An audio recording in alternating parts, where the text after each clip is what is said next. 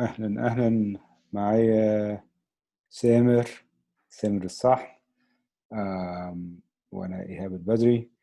آم، أنا حابب بس يعني أدي introduction صغير للموضوع. في بوست فاتت قعدت أتكلم عن leadership، وبالذات أنواع من leaderships اللي ليها علاقة ب إزاي واحد يأثر على الناس بدل ما هو يجبرهم أو بالقوة يقول لهم يعملوا حاجات معينة. في حاجة اسمه influence leading by influence. وجاء في بالي على طول يعني أحد الرولز المهمة أوي الواحد يكون عنده المهارة بتاعت leading of influence هي البرودكت مانجمنت. فأول ما فكرت في البرودكت مانجمنت فكرت في سامر، قلت يعني أجيبه يكلمنا شوية عن برودكت مانجمنت. نبذة صغيرة عن سامر. اللي ما يعرفش سامر، بس سامر يعني معروف يعني. سامر اشتغل في السوفت وير ديفلوبمنت فترة طويلة، وحاليا في الإمارات في دبي. من الحاجات اللي أعتقد يعني قليل اللي ممكن يفتخروا بيه. سامر اشتغل في شركتين من أكبر الشركتين اليونيكورنز في المنطقة في الشرق الأوسط. بمعنى إن هم يعني شركات يعني اتباعوا بمليارات الدولارات. ألا وهم كريم اللي اشتريتها أوبر قريب، وسوق دوت كوم اللي هي اشتريتها أمازون. ومن قبلها يعني بعد الثورة في مصر يعني سامر عمل أول أكسلريتور في اسكندرية، ومن الأكسلريتورز القليلة في مصر وقتها يعني. وسامر صديق حميم من زمان يعني أعرفه واشتغلنا مع بعض. أهلا بيك يا سامر. ازيك يا هابي؟ ايه الاخبار؟ أهلا أهلا. تحب نتكلم عن برودكت مانجمنت شوية؟ يلا بينا. طيب. في ناس ممكن يكونوا عارفين يعني بيسمعوا عارفين يعني ايه برودكت مانجمنت او يعني بيشتغلوا برودكت مانجمنت، بس ممكن يكون في ناس ما يعرفوش او يعني سمعوا عنه بس ما يعرفوش ايه هي بالظبط. تقدر تقول لنا كده بإيجاز ايه هي برودكت مانجمنت؟ اوكي. مبدئيا برودكت مانجمنت كرول هو ظهر مؤخرا، يعني موضوع كان تطور ل من بيور انجينيرنج وبزنس في ناحيه ثانيه، ازاي ان احنا نعمل اللينك بين البيزنس والانجينيرنج. فبالتالي تقدر تقول ان البرودكت مانجر كرول، انا دايما بحب اوصفه as a servant for the team. ناس كتير بتقول عليه the CEO of the product. Actually I call him the servant of the product، لان basically البرودكت مانجر بيبقى ال voice of the customer inside the team، بيبقى في الكومباني، بيبقى البيزنس بارتنر، بيبقى الشخص اللي بيترانسليت كل البيزنس نيدز into problem statements، والبروبلم ستيتمنت بيقدر يطلع سولوشن. والجزء ده اللي بنقول عليه الاوتورد انتراكشن بتاع البرودكت مانجر. بعد كده كمان هو المفروض ياخد السولوشنز دي يبتدي يشتغل فيها مع الديزاينر، ويبتدي يشوف اليوزر اكسبيرينس بتاعت البرودكت وازاي هيعملوا الفيتشرز. بعد كده يبتدي ان هو يشتغل مع الانجينيرز ويشوفوا ازاي ان هو هيبتدي ان هو يديليفر التكنولوجيز اللي هتنيبل البرودكت. وكمان يشتغل مع سكرام ماسترز ازاي يعملوا البروسيس اوف ذا انجينيرنج وازاي الدليفري بروسيس والكلام ده كله. فزي ما انت شايف هو هيز اكشلي بيساعد كل الناس، هو بيساعد البيزنس بيبل ان هم يترجموا كل البيزنس نيدز بتاعتهم into problem statement و solutions، وكمان بيساعد التيمز ازاي يقدروا ان هم يديليفروا for the purpose of whatever they're doing. ف it's a very recent role برضه، ولسه الماتيوريتي بتاعته خصوصا في الريجن is still building up. خلينا نتكلم عن الموضوع ده شوية. يعني هو أنا في أمريكا يعني برضو ناس كتيرة بيحاولوا يفهموا يعني إيه برودكت مانجمنت. هي برضو نسبيا جديدة هنا، يمكن أجدد هناك، بس برضو يعني إيه، في علامات استفهام كتيرة عليها. يعني what's included in the role what's not included. أنت شايف الدنيا شكلها عامل إزاي دلوقتي في الشرق الأوسط ويعني عموما في المنطقة؟ يعني هل في ناس بص، بدأت تتفرج على الرول وتحاول تفهمه؟ في ناس بتخش في الرول او يعني احنا هنا مثلا هنا في امريكا ناس حتى مهندسين اشتغلوا سنوات طويله يعني بروجرامرز بدأوا يخشوا في البرودكت مانجمنت، ان هم شايفين ان المستقبل كده ان احنا بنشوف كله البرودكت، مش بس الحته اللي انا كنت بشتغل عليها. بس انا بحاول اشوف الدنيا كلها والكاستمر والامباثي مع الكاستمر. فهل انت في ترندز معينه شايفها في المنطقه من خلال يعني رؤيتك في الشركات اللي انت اشتغلت فيها والناس اللي انت اشتغلت معاهم؟ بص اكيد يعني البرودكت مانجمنت ابتدى ان هو يبقى مش عايز اقول عليه هايب، بس ابتدت ناس كتير قوي to understand ايه product managers وابتدوا ان هم يجوين. however that said لسه الماتيوريتي بتاعه البرودكت مانجرز in the region specifically in the region لسه بدري عليها قوي. انت لو بصيت امريكا الاندرستاندينج اوف ذا رول اوف ذا برودكت مانجر بقى واضح، يعني في تقدم في ماتيوريتي. انت لما تبص على شركات التك product managers مفهوم الرول بتاعهم leadership role of the decision making والكلام ده كله. in the region الموضوع لسه مش واضح قوي، وده لاسباب كتير. اول سبب الماتيوريتي بتاعت البرودكت مانجرز نفسهم. معظم البرودكت مانجرز اللي في الريجن النوعيه اللي بنقول عليهم اكسكيوشن. بمعنى ايه؟ بتدي له الريكويرمنتس وهو ياخد الريكويرمنتس ويبتدي يشتغل مع الانجينيرز اون ذا ديليفري. اكشلي ده انا بسميه اكتر انجينيرنج مانجر من برودكت مانجر. دايما بنقول البرودكت از ذا وات اند واي، انت بتعمل ايه وليه، والانجينيرنج از ذا هاو اند وين، هتعمله ازاي وامتى هتسلمه. للاسف بشوف برودكت مانجرز كتيره في الريجن شغالين في الهاو اند وين وسايبين الوات اند واي للبزنس. تاني سبب للموضوع دوت ان معظم الشركات اللي في الريجن مش زي اليو اس بيور تك، زي فيسبوك، زي تويتر، زي كورا، زي الشركات دي. الشركات التك في الريجن هنا بنسميهم الهايبريد موديل ما بين البريك اند مورتر والتك، حاجه زي امازون. معظم الشركات اللي هنا هتلاقيها مش بيور تك، مش سيرفيس ان ذا كلاود، مش حاجه فور ذا يوزرز ياكسسوا اون ذا كلاود، لا دي حاجه ديليفري، فود، اي كوميرس، النوعيه دي. في الشركات دي بيبقى في دايما فريكشن او مش واضح مين بيليد، is it the tech with the product ولا الاوبريشنز with the business. هتلاقي شركات بتاخد قرارات كتيره هنا. يعني في شركات بتقول لا احنا we are pure retail او pure كاي كوميرس، يقول لا احنا pure retail we're pure business driven. التك only serves the business. These are more operation and business led. في شركات تانية لا تقول لك we're tech led، بس في الحقيقه they're not tech led، ما عندهمش tech leadership تساعدهم ان هم يليدوا الكومباني، فبالتالي تلاقي ان الاوبريشن business also taking the role of leading، وبتلاقي في الاخر التك organization is serving. ده بيخلي الرول البرودكت مانجر ذات نفسه اللي في النص، لان هو ما بين التك والاوبريشن in a very critical position، بيلاقي اوفرلاب كبير قوي ما بين شغله وشغل الاوبريشن. وفي ساعات كتيره ممكن يخلوا البرودكت مانجر redundant ويحطوا الاوبريشن جاي to directly deal with the tech. دي ليها مزايا وعيوبها. يعني in such an environment it becomes more tactical, more fast moving، بتشيل layer communication between الانجينيرنج والاوبريشن. بس طبعا مساوئها انك انت بتقتل الانوفيشن، بتقتل البرودكت ثينكينج، انك انت تضمن ان وات ايفر يور بيلدينج رايت ناو will scale in the future. بعد شويه بتلاقي نفسك خبطت في حيطه وتلاقي البرودكت بتاعك تحول الى فرانكنشتاين اوف ريكوايرمنتس محطوطه كده بطريقه متلزقه. it's not scaling. الاندرستاندينج اوف ذا يوزر بتختفي لانك انت you're thinking from a tactical operational point of view بس. فكل حاجه ليها مزاياها وعيوبها، بس that led في الاخر ان البرودكت في الريجن هنا is still not mature، رايح للماتيوريتي. شركات كتير ابتدت ادمت وتفهم يعني ايه product والimplication of operation led versus tech led companies، واكتشفوا ان الطريقه الوحيده انك انت تكمبيت وتبقى innovative انك انت تبقى tech led company. بس even in Europe لو بصيت على يوروب هتلاقي برضه still they're more mature than the Middle East، بس لسه عندهم الايدنتيتي كرايسيس دي. ما اقدرش اشوف غير في اليو اس هي اللي فيها that level of maturity. والله يا سامر، انا بشوف الخناقات دي هنا برضو، يعني هي ممكن نكون فعلا مور ماتشور.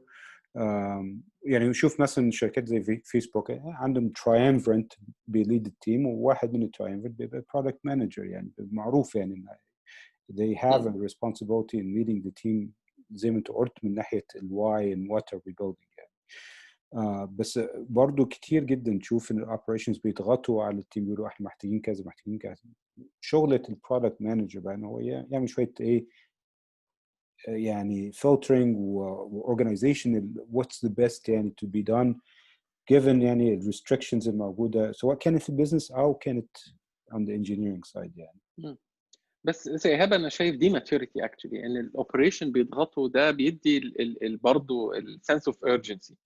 بس فرق بين انك انت الاوبريشن يضغطوا وانك انت تريموف اللاير دي، وزي ما بنقول لك ان الرابر هيتس اسفلت وتلاقي الموضوع خلاص فجاه بقى هم اللي بيليدوا بيقولوا الانجينيرز يعملوا ايه.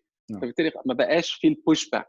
بس it's always healthy to have this tango type of relationship. لما تشيلها هي دي where things break. صح. احد الاسباب ان انا قلت لازم نتكلم انا وانت مؤخرا انت عملت بلوج بوست يعني مش كسر الدنيا شويه، يعني الناس عجبتها البوست. انا عجبني البوست، بتكلم على الدروس المستفاده يعني من سوق وكريم، وممكن احط يعني لينك للبلوج بوست في الديسكربشن بتاع الفيديو. بلوج بوست بتايتل 20 things I learned from سوق كريم. في البلوج بوست ده في كذا حاجه عايز اتكلم عنها، لان هو بصراحه فعلا بلوج بوست يعني ظريف، بس ايه يعني جمله عن كل حاجه كده يعني كنت بتقولها. انا عايز تفصيل اكتر شويه. برميها واجري على طول. اسيب الجمله واجري. قنابل وبتجري.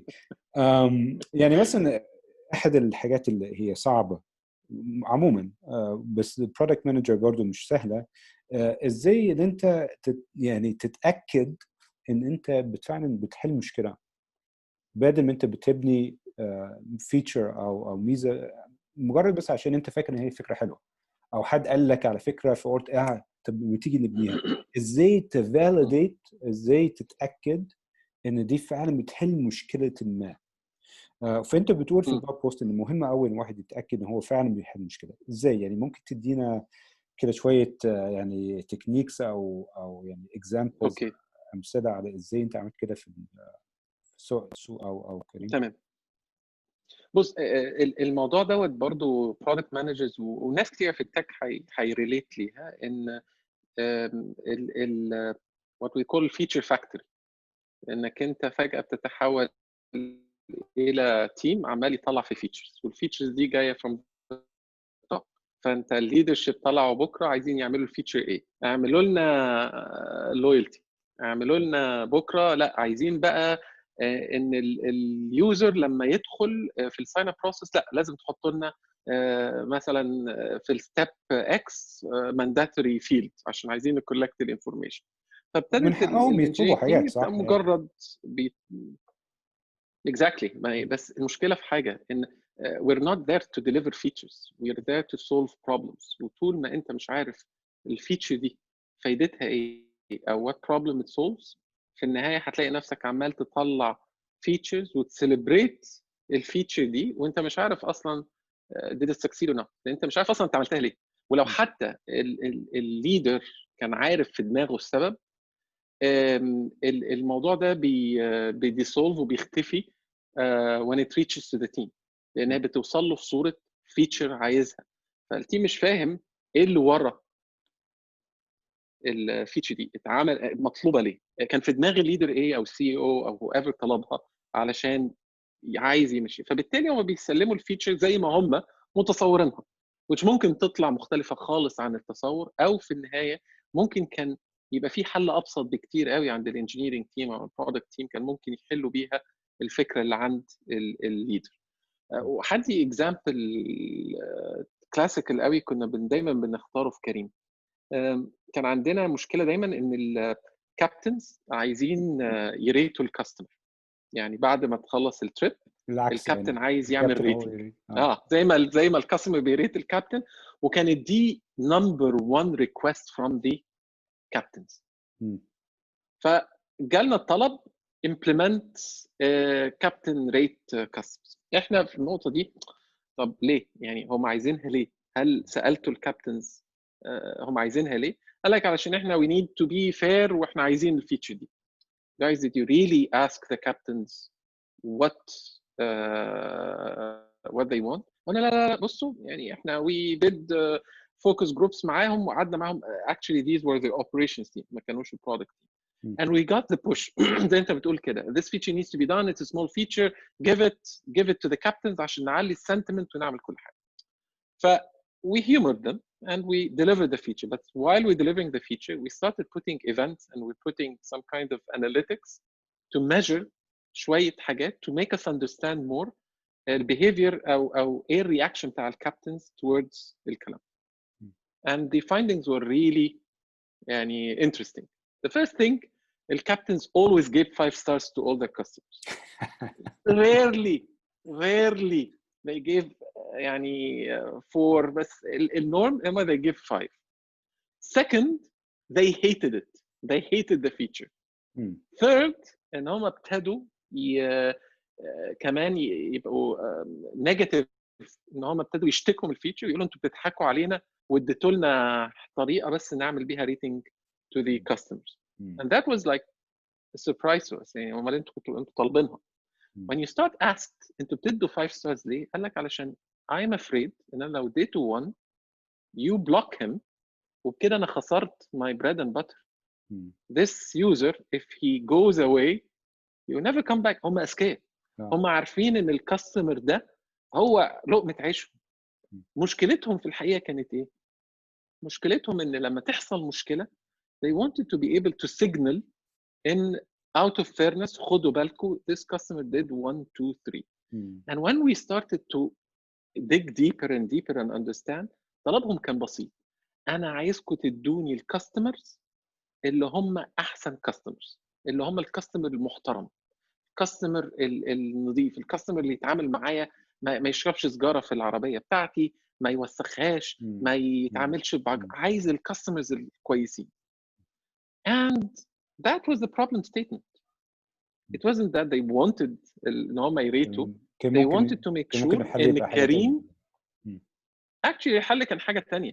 We started sending education material to the customers on how to treat the captain. And we started showing the customers الريتنج بتاعهم والimplication بتاع ان انت الكابتن بتاعك لو زعلان او لا. And we started calling the customers who are actually having very bad عملوا incident كبيره and ابتدينا educate. We know we don't block them لان الكابتنز مش عايزين يبلوكوا, لان هو في الاخر عايز الكاستمرز الكويسه من غير ما الانكم بتاعه يقل. Until the point that the reputation, the interesting thing that the reputation of Kareem became in between the captains, وكنا بنشوفها في الواتساب جروبس, ان هم الكاستمرز بتوع كريم احسن من اوبر. That was a perception that led لشويه actions and more of an engine that would correct the behavior of the customer. الكاستمرز بقى اللي هم كانوا very bad, we took the decision to actually block them. بس طبعا من غير ما نقول الكابتن, ومش من ريتنج واحد, يعني incidents مختلفة with educational طريقة education or they're not getting better, خلاص we block. So that's an interesting approach, يعني how to look at the problem. Very interesting, لأن في الآخر الحل ما كانش أصلا يعني engineering. Yeah, no. يعني كان فيها شوية engineering, لأنك أنت برضو in the mass you want to send this in an automated way. بس في الأول يعني as an experiment اللي هو MVP, it was an operational thing. It wasn't an engineering thing. تمام. طيب مهم قوي انه البرودكت مانجر يبقى عارف بقى how to navigate these waters بقى, يعني what is the real intention, ايه الغرض من الفيتشر المطلوبه دي. You have to always define your problem and you have to define your success metrics. This is يعني اعتقد success metrics دي محتاجه حلقه بوحدها, حاسس كده يعني. برضو في المقالة بتاعتك, يعني هو طبعا 20 سبب أنا بنقي 2-3 يعني. كلمت برضو عن أهمية إن واحد يكون عنده تركيز, يركز على هدف معين, ولكن في نفس الوقت يقدر يغير مساره حسب الحاجة. يعني في اللين ستارت اب, الكتاب بتاع اللين ستارت اب terminology يعني persevere أو pivot. Yes. أنت يعني إيه تجربتك في كريم أو سوق؟ حصل قبل كده إن أنت يعني ماشي في مسار معين وبتركز فيه جدا وبعدين لقيت ان لا احنا لازم ايه نغير المسار. ممكن يكون ده كان مثال، بس يعني ممكن يكون في عندك امثله تانية على ازاي انت عرفت انت لازم تغير المسار.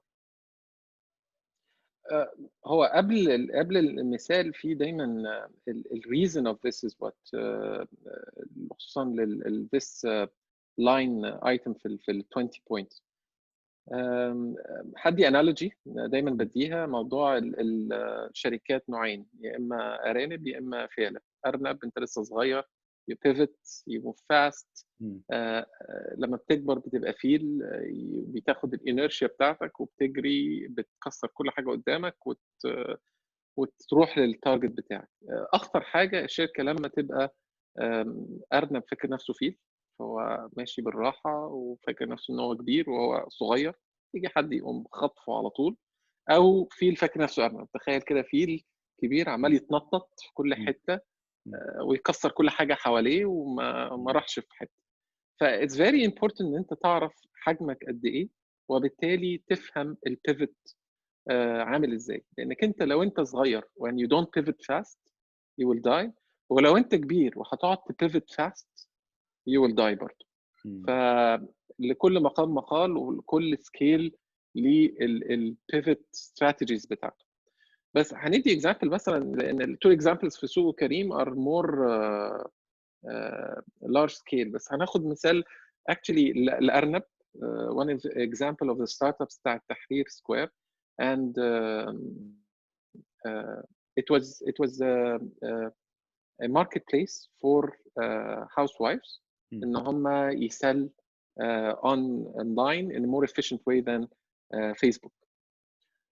وكان اسمها open days، وكانت الفكره كلها ان ازاي ان احنا نجيب الستات. وكان الفكر دايما ان الادفانتج بتاعتنا هي الماركتنج، بمعنى ان كل واحده لو عملت ماركتنج لوحدها it will be a huge challenge ليهم، هيدفعوا فلوس كتير في فيسبوك والكلام ده.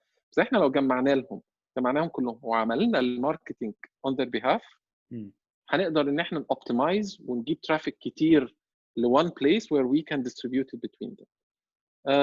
وكانت البيزنس موديل سبسكريبشن، هم بيبيوا لينا for these services، وفي الجنب بنديهم بقى موضوع انك احنا بنعمل لهم ديليفري وبنعمل لهم كمان on their behalf. As we moved اكتشفنا ان ال housewives are not interested. هم شايفين اللي هم بيعملوه في فيسبوك والكاستمرز بيس بتاعتهم مكفيين جدا السبلاي بتاعهم and they don't need more marketing. واللي هتعمل لقيت ان الفلوس اللي بتدفعها ممكن تدفعها on فيسبوك وتبقى more optimized. واكتشفنا actually ان the best thing that we're offering is the delivery and the cash collection. هي دي مشكلتهم الكبيره، ان هو دلوقتي البيعه عشان تفولفل محتاجه ديليفري كوست قليل قوي، لان كان الدليفري ساعتها عالي، وده بارير. انا مثلا اشتري حاجه ب 100 جنيه وادفع عليها 50 جنيه او 25 جنيه دليفري، كان بالنسبه لهم صعب. والحاجه الثانيه كانت الكاش، لان ساعات انا ممكن ادي الايتم بس ما اضمنش ان الزبون يدفع، او ساعات بيبقى فيه انا هشتري الايتم من امريكا فانا عايز الزبون يدفع لي الاول داون بيمنت عشان اعرف اجيب له الحاجه. فلقينا ان هي دي what actually the sellers need. ابتدينا نعمل pivot ان احنا نركز على الكلام ده، ان احنا to build relationship with couriers، وعملنا system where نشوف الكوريرز مين اللي بيديليفر احسن، وعملنا مش عارف 3 4 كوريرز مين اللي بيديليفر ومين اللي بيتاخر في الدليفري، واللي عنده outstanding cash نقفل عليه ونوصل. ابتدينا نعمل optimization on the logistics side and this what helped actually to scale a little bit more. فده example of how pivoting fast helped the company at least in its survive فترة أطول من في الآخر it wasn't able to scale to the mass market. بس for a small company الستيب دي ساعدتها إن هي at least to extend its lifespan. ووقفتوا شورت في موضوع الماركتينج ده، يعني وقفتوا ده وركزتوا في ده؟ يعني كنا حاطينه as a secondary، بقى هو السكندري بدل اللوجيستكس كان السكندري and our selling point was the marketing. لا عملنا العكس، بقت اللوجيستكس والكاش كولكشن وان احنا نبقى collateral for the cash هو ده البرايمري، والسكندري از انك انت تماركت. اكزامبل في شركه كبيره تبيفت. I'll give an example of there are two examples, واحد في سوق واحد في كريم. بس let's take the Kareem example better. One of the biggest features of Kareem was انك انت تقدر underpay as a cash. انت ممكن تركب كود كريم you don't have enough change, you don't have enough money cash on you, ممكن ما تدفعش او تدفع اقل، وبالتالي بيتحسب لك كريدت عليك في السكند تريب. And this feature was appreciated by the customers. And on the other side there was a big problem ان الكابتن بسبب ان احنا ما بيدفعلوش الكاش، فكان ده under payment ليه، يعني هو ما اخدش الفلوس في ايديه، فكان بيتصل بكريم وده سبب كونتاكت ريت عالي قوي عندنا، انا عايز فلوسي، الكاستمر ما دفعش. وبما ان الكاستمر ما عملش التريب الثانيه لسه، احنا كمان ككريم ما سحبناش الفلوس، معناش الفلوس دي. and that was a big problem. المشكله في الموضوع and again when we say scale it's a very delicate problem لانك انت لو دفعت للكابتن من غير ما تلم فلوسك من الكاستمر، هيحصل انك انت you'll have bad debt and you'll bleed money in a very thin margin operation. ولو في الناحيه الثانيه استنيت لما الكاستمر يدفع عشان تدفع له، او تقول له لا خلاص ما انت الكاستمر ما دفعلكش انت المسؤول، you will churn the captains لان هم هيروحوا الاوبر او يروحوا لحاجه ثانيه، ان هو حاسس ان احنا نصابين. and the perception was ان كريم شركه نصابه وبياخدوا الفلوس في جيبهم وما بيدوها لناش. ف how to balance this delicate it needs كنا بنقعد نعمل financial models نفهم بقى لو انا دفعت لده وما دفعتش ده، طب لو انا اخرت الفلوس، طب لو الكاستمر نسبه الكاستمرز اللي ما دفعوش زادت عن X%، الباد دات هيوصل لقد ايه، وهل احنا نسمح الباد دات ده؟ طب هو اصلا الفيتشر دي what's the value of it؟ هل احنا فعلا having higher retention لليوزرز اللي دفعوا اللي ما دفعوش ورجعوا تاني، ولا نسبه الفراد اعلى ان اليوزرز ابتدوا يستغلوا الموضوع ده ويركب كريم وما يدفعش وبعد كده ما نشوفش وشه تاني؟ طب وايه looking into the data and optimizing and understanding and experimenting and moving in the iteration. ليه؟ لان في السكيل لما يبقى عندك millions of users الغلطه الواحده will bleed you lots of money او will lose you customers of revenue مش هيرجع تاني. you have to have with whatever data تعمل analysis. So this is how an elephant moves. بس once ان هو اخذ الديسيجن بيموف and with the scale you'll find the uptick ان شاء الله. يعني عملته But these زي are two examples يعني. عملته زي احنا في A/B الاخر testing وكل الكلام ده يعني ولا؟ we did lots of testing. The last testing is that the perception in this actually an appreciated feature was not there. And في الآخر we blocked it and we stopped any customer from underpaying. لو عايز overpay لو معكش تشينج أو feature overpay في التريب الثانية الفيز هتبقى أقل. And we thought إن دي will churn and that would actually عركة ما بيننا وبين الأوبريشن كبرودكت. كنا شايفين إن this will lead to a huge churn of customers. والoperation قالوا لا. And this is where actually operation and product one time worked well together. We created a small experiment. It took us 2 weeks. It was more operational على شوية features صغيرة عملناها.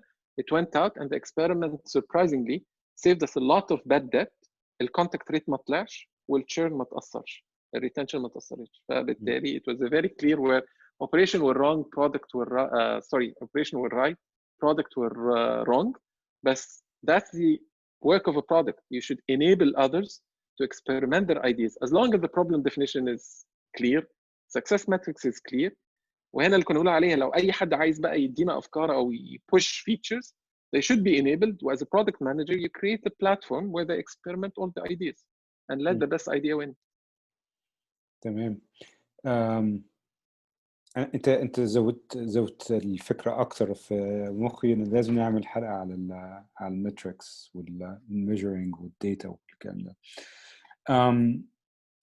طيب برضو في البلوج بوست بتاعك بتتكلم عن ازاي ان واحد مفروض يتعامل مع الناس في الشركه وفي التيم بتاعك بطريقه كويسه. بتقول ايه يعني do good by your people. وده مهم يعني بالنسبه لي، يعني الموضوع مهم جدا. انت بتشتغل مع operations زي ما انت قلت، بتشتغل مع engineering، بتشتغل مع other product people، بتشتغل عموما يعني تقريبا كل حتى الشركه، وممكن حتى الكلاينتس كمان بتتعامل معاهم.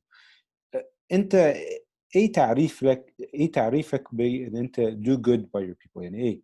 وخاصه انك product manager انت مالكش يعني سلطه على اي حد يعني. ف what do you define as doing good؟ Um, doing good has many dimensions. بس خليني challenge one point. Why do people do not do good when challenged with the situation صعبة؟ هندي مثال اللي اوفس مثلا اللي بتحصل واللي حصلت في كريم وحصلت في شركات كتير. ساعات كتير قوي الناس بتربط القرار بالكونسيكونسز بتاعت القرار، وبالتالي اتخاذهم للقرار بيبقى مش واضح ومش صح. ساعات كتير يا اما بيخافوا ياخدوه لان هم خايفين من الكونسيكونسز، يا اما بياخدوه بغش لان هم مش عايزين يفكروا في الكونسيكونسز. فناخد مثال بغض النظر، الشركات ساعات بتتحط في موقف ان هم they cannot afford it anymore. المارجنز بتاعتهم كانت قليله، ما عندهمش كاش كفر كفايه، وبالتالي they have to lay off. Now that decision to the best of the company they need to decrease مثلا by X%. اخذت قرارك you have to manage الكونسيكونسز بقى بتاعت قرارك. هنا النقطة، يعني ما تخليش الكونسيكونسز بتاعت القرار تأثر على قرارك، بس وانس ان خدته فكر بقى ازاي تمانج الكونسيكونسز. ما تجريش بقى وتقول خلاص انا همشي 30% واجري. example مثلا كريم when they did their layoffs they thought about people. ابتدوا يشوفوا ازاي ان هم يدوهم enough coverage، يدوهم equity stock option vesting مدة اطول، يعملوا لهم medical insurance لفترة اطول. يعني من الاخر how to create a cushion that would allow people ان هم ياخدوا الموف الثانيه with less risk. شركات تانية ما عملتش كده. شركات تانية قالت انا خلاص هتمشي بكره، انت بره، شيل حاجتك حالا دلوقتي. and they did it in a very brutal way because they thought it's a big scale, they don't want to go through the hassle, it will incur more burden على الفاينانشالز بتاعتهم, and they didn't think how to manage the consequences. خد قرارك بس do good to the people, always manage the consequences, لان قرارك مش دايما هيبقى بيبسط كل الناس. even as a product manager ساعات كتيره بناخد قرارات as a product manager للبرودكت that is not good for all the users. يعني لو بصيت مجموعه users هتلاقيهم لا القرار ده ممكن يبقى عكسهم، وممكن يقول لك I will churn. بس for the whole product actually this is the right thing for the product. طيب خلاص اخذت القرار you have to manage the people who you know will churn. لان انت عارف مثلا فجاه اكتشفت ان مش دول اليوزرز بتوعك. word of mouth is super important. يعني انت مش عايزهم يمشوا and to bad mouth. try to manage the situation بتاعت اليوزرز اللي انت اكتشفت ان هم actually you know what they shouldn't have been in my segment of users. فالموضوع ده ممكن تطبقه على كل حاجه، يعني as a leader, as a product manager, as a manager انت مع الامبلوي بتاعك who is not performing well. كل الكلام ده it's the same thing, it's the same principle. Take your decisions, what's right for the company, what's right for the business, but do not clean your hand from the consequences and managing the consequences. انا شخصيا رايي ان اهم يعني الصفات البرودكت مانجر يكون عنده الامباثي، يعني يكون يقدر يحس بالناس التانية ويعرف ازاي يتعامل معهم، سواء كان كلاينت او حتى يعني بتتكلم على التيم بتاعك يعني. فمهم قوي ان واحد زي ما انت بتقول كده يعني ياخد قرارات بس at the same time be a human being at the same time يعني. I agree. Empathy is one of the biggest and most important traits of a product manager. بص يا سامر، الحديث معاك بصراحة جميل، وأنا نفسي يطول، بس برضه في نفس الوقت عايزين إيه نخلي القعدة خفيفة عن الناس. ممكن نعمل حلقات تانية إن شاء الله عن اكيد. مواضيع تانية. قبل ما نقفل، ممكن يكون في ناس بتتفرج يعني interested إنهم يخشوا في product management. أنت يعني عملت career shift يمكن أكتر مرة لحد ما وصلت للمكان اللي أنت فيه. أكيد ما كانش سهل. فعندك إيه يعني نصائح قبل ما نقفل يعني للناس دول عن تجربتك أو عن حاجات هم ممكن يبدأوا يفكروا فيها بحيث إنهم يبدأوا ياخدوا الخطوة في الاتجاه ده؟ بص، هو product management is محتاجة حاجتين. محتاج تقرا كتير. في كتب كتير بتدي البيزكس البرنسبلز الكلام ده كله. بس انا بقولها دايما product management زي الصنعه، it's a craftsman. والصنايعي الشاطر اللي هو بيجات experiences اكتر. فانت لازم تشمر وتدخل وتبني products. لو حتى انت ما عندكش الاوبورتيونيتي، فكر في products of apps تنفست انت فيها نفسك وقتك، وتجيب مثلا حد صاحبك تعملوها وتجرب فيه. you have to fail, you have to face. لازم تاخد كل الكونسبتس والبرنسبلز اللي انت شفتها دي وتطبقها على حاجه، ومش حاجه واحده. كل ما انت تعمل برودكتس اكتر وتفيل اكتر وتايتريت وتكسب وتخسر وتعمل الكلام ده كله، كل ما انت تبقى زي ما نقول صنايعي شاطر، كرافتسمان بتاعتك تبقى احسن. فالاثنين مهمين. وكل ما انت في it's type of مش talents بس it's a type of career that with the experience هتلاقي نفسك بقيت اشطر واشطر. it's nothing that you can jump in على طول كده وتدخل بيها بغشوميه. لا، it has you have to respect it and give it the time to mature and sit well. شكرا يا صنايعي سامر. انا صنايعي يعني شكرا كمان، يعني صنايعي. دي مش حاجه وحشه، دي حاجه كويسه يعني. وانا افتخر actually نفتخر يعني جدا. على رأي صديق ليا ابو النجا، المجد للصنايعيه. دي انا فكره حاسس ان دي كانت حاجه جميله في يعني في التراث، يعني ان الناس للاسف مش بيهتموا بيها، ان واحد يكون ابرنتس عند الصناعي ويتعلم منه، يعني حاجه جميله. واعتقد ان يعني لو حد عنده هوبيز معينه لازم يبدا يعني يعمل الكلام ده ويعلم عياله يعملوا كده كمان. I think يعني واحد learns a lot by doing يعني. قبل ما نقفل في عندي زي كده إعلان صغير. اللي حابب يتعلم أكتر عن product management، سواء لو عندك already experience فيه أو لسه بتبتدي، أو يعني ممكن تكون مهندس وبتفكر تخش في الموضوع، في كلاس عن product ownership and product management. هي عن Scrum في Scrum environment، يعني how to be a product manager, how to be a product owner. زميلي وصاحبي أنيل وشريكه فاليريو عاملين واحد، طبعا هيكون أونلاين يعني عبر الإنترنت، بس بتوقيت دبي أغسطس، أعتقد 22-23 أغسطس.